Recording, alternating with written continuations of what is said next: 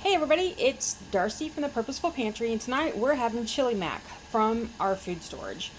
Join me and a few other great vloggers in seeing how to make mac and cheese elevated in your home.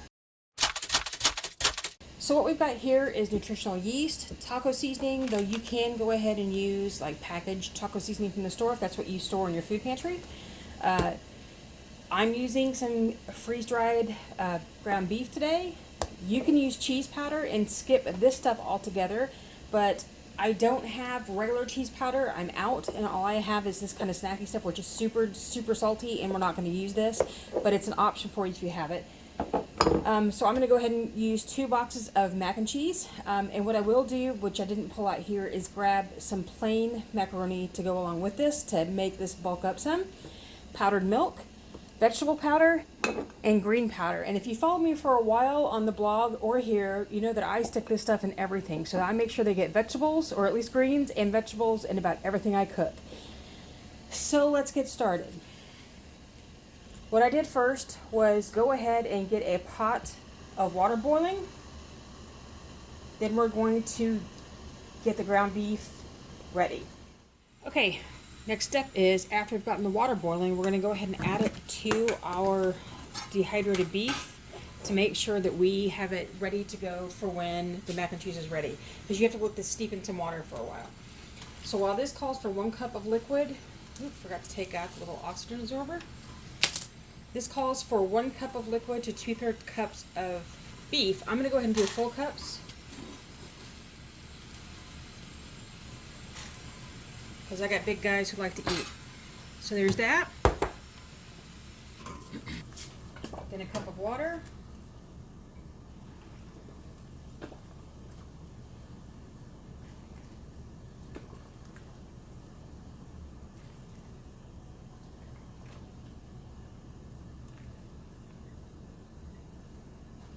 Let that steep a little while.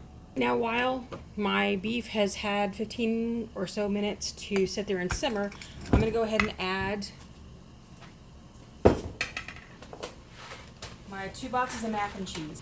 Tonight's one of those kind of meals that, as long as you've had a little prep time to get your meat ready, in fact, you could probably start it when you start this. You can have this ready in a heartbeat. And I don't manage this part, I just add a good dump, because what we donate tonight will be used by my oldest for leftovers for his lunches. So, extra macaroni inside the pot, boiling now to get ready. While I let my meat finish going, I'm going to stir it up really quickly. And right now, this looks really great.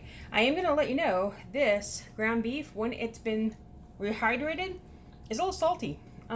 Surprisingly, we are going to go ahead and use that water, because I don't use a lot of salt in my taco seasoning mix.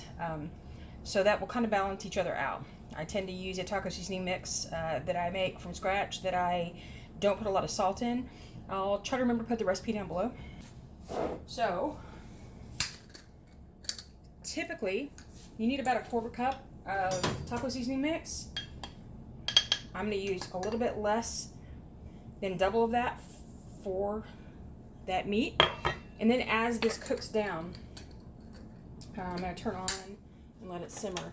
And as it cooks down, I will be able to let it absorb the taco seasoning mix along with whatever water's there to then season this ground beef. Oops. Well, I did an oopsie there, didn't I?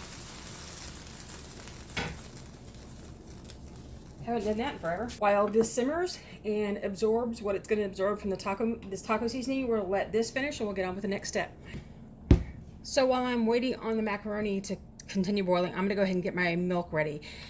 Package directions for this calls for a 1/4 cup of milk to a box of mac and cheese, but because I'm pretty much tripling or quadrupling this, I'm going to go ahead and make the full cup of milk.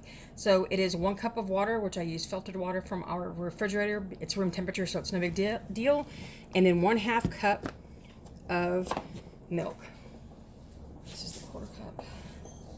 This is my 1/3. And because adding a little bit of extra protein,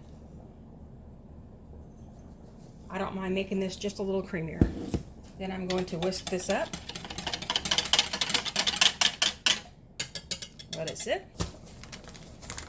And I'm also going to add in my cheese powder from my boxed mac and cheese.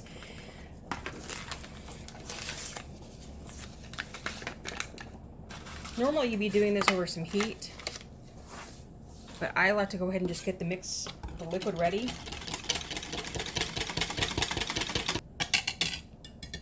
See, told you I was messy because it blends better. All right, so we have our cheese sauce ready to go. We have our macaroni going and it's almost ready. My ground beef is doing really well. It's still not absorbed all that water yet, so we want it to go for a little while longer and make sure that we have most of that water taken care of.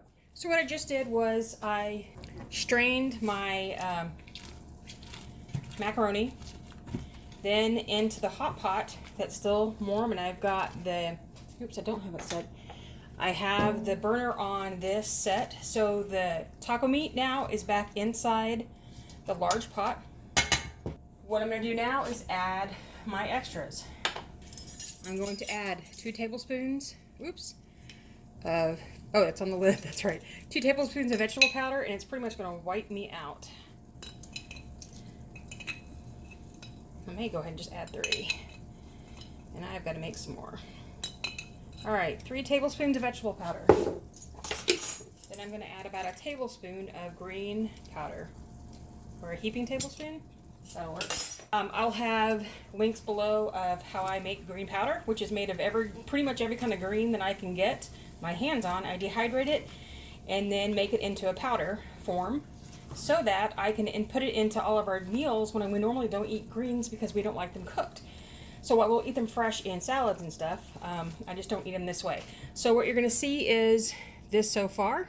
That is the taco meat with the kind of stragglers of macaroni. Then I'm going to go ahead and add my cheese sauce. Excuse me while I grab a spatula.